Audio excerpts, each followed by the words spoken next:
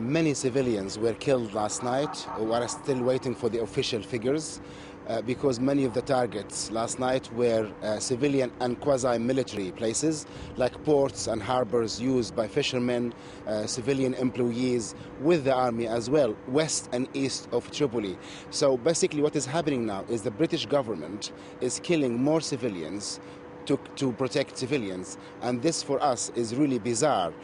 We have asked time and again for the British government and the international community to come on ground, observe that we are not killing anyone, send fact-finding missions that will cost very little money and very easy effort, and instead they are sending us rockets and bombs without investigating anything in the ground. No court of law, no judge anywhere in the world will accept this. Why is it that instead of checking facts, they are rocketing us every night? Your spokesman for the Ministry of Defense is saying that we killed many people in Zawiya. How does he know that? Where is the proof? Okay, well, first of all, in terms of Zawiya, we saw with our own eyes, Sky News team on the ground, unarmed civilians being killed. We saw children injured in the hospital. So there's the evidence for that. So Moussa, you give us the evidence about where the civilians are being killed as a result of the airstrike. Okay, basically, we need this is armed militias fighting against the government. We are saying that these civilians were killed by the armed militias. Why are you believing the armed militias when they say that we are killing the civilians? We need judges. Children are not armed militias. We're referring to Zawiya here. Children are not armed militias. What I'm saying is these civilians were killed by the armed militias, not by us, because these armed militias were fighting street to street, house to house, mosque to mosque. The reason that civilians were killed is that these armed militias occupied the center of a Zawiya with tanks and anti-aircraft machinery and rifles. So the criminals are the armed militias who occupied our cities. Well, as far as Zawiya is concerned, we saw with our own cameras a crowd of civilians running who were not armed militias. But let's for one moment put Zawiya aside. Let's talk about the airstrikes last night. Where is your evidence that civilians have been killed as a result of these bombing missions by this coalition of countries who are launching this military intervention? We have a list that we are going to give you earlier of the victims of the first night.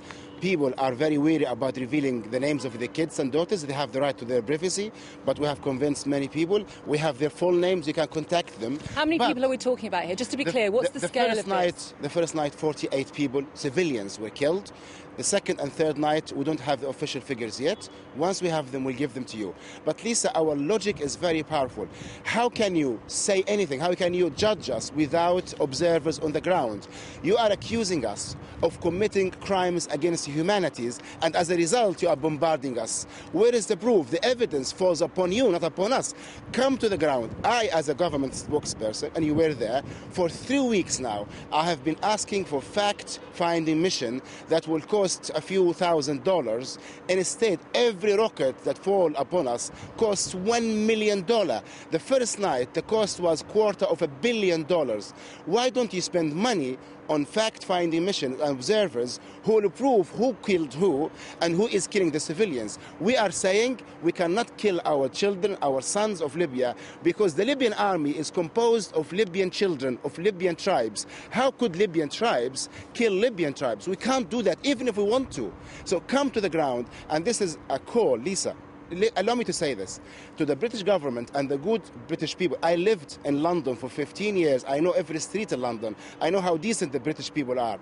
Come to Libya, NGOs, activists, intellectuals, politicians, opposition, government. Come to the ground here. Don't come to us in the cover of night and attack our civilians. Come to the ground, check the facts, meet the people, and then decide. The problem is, Dr. Moussa, that sounds very rational and reasonable, but Colonel Gaddafi, just a few nights ago, on the night the UN voted on its resolution, was saying there would be no mercy, no compassion. That's a line that was picked up by President Obama in the United States. Do you not understand why the international community community feels it needs to get involved. You are a professional journalist. You know what sound bites do to the truth. Are you disputing that Colonel Gaddafi said there would be no mercy for the people in Benghazi? No, he didn't say that. He said for those who held up arms and are part of Al-Qaeda, we have no mercy. He said our kids, our children, our people of Benghazi. He said that they would go house to house. That would be a terrifying experience if you lived in Benghazi. He said the Libyan people. You see how he said the Libyan people, the tribes, should go house to house to cleanse the country of these people. He did not say, I will go house to house or the army will go. He said, oh, Libyan people, go house to house, cleanse your cities. But you know what sound bites do to the truth?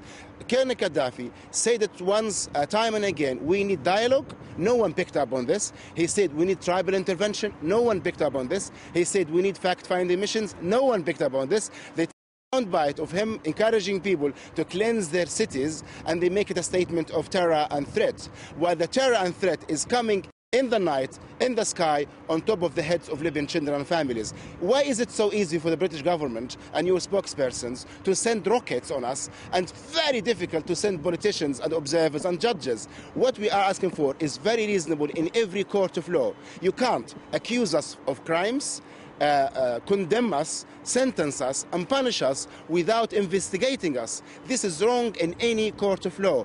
We did not say no to people coming to Libya. So where is our mistake? You show me our mistake. Tell me. Dr. Moussa, just briefly, Colonel Gaddafi has been very conspicuous in his absence over recent days. There's been no big grandstanding speech like we've got used to over recent weeks. Where is he, and does he believe that he is a personal target? The fact that many people, many governments around the world choose to ignore is that the colonel is loved by millions. He's protected by tribes, everyone in Libya. The question is not whether or not he's loved. The question is, where is he, and does he believe he's a target? We believe Libya is a target, and the leader is the historical figure. He's the figure of Libya, and he needs to be targeted in order for Libya to be robbed of its oil, to be robbed of its wealth, and for Libya to be destroyed. He is the guarantee for now for Libya to remain one and strong and united. Where is he? Why haven't we seen him? No, he's here. He's here. He's leading the fight. He talks to us. We know where he is. He makes a speech almost every day to us through the Libyan TV. But as I said, the main point is that in this fight, Libyans are united, and you will see this in the coming few days. Many governments are relying on Libyans. They're rebelling against the government and the leader. This has not happened. It will not happen. What people need to know is we want to change in Libya. We want to have to improve our political system. But we know we can't do it through the Iraqi way, because it didn't work in Iraq, through the Somali way, it didn't work in Somalia, Afghan way, it didn't work in Afghanistan. We want to do it peacefully, gradually, change step by step. In Europe, you took hundreds of years to change. Why should we change overnight? We need to do it under the leadership of Gaddafi, because he's the guarantee not to have a civil war and kill many people.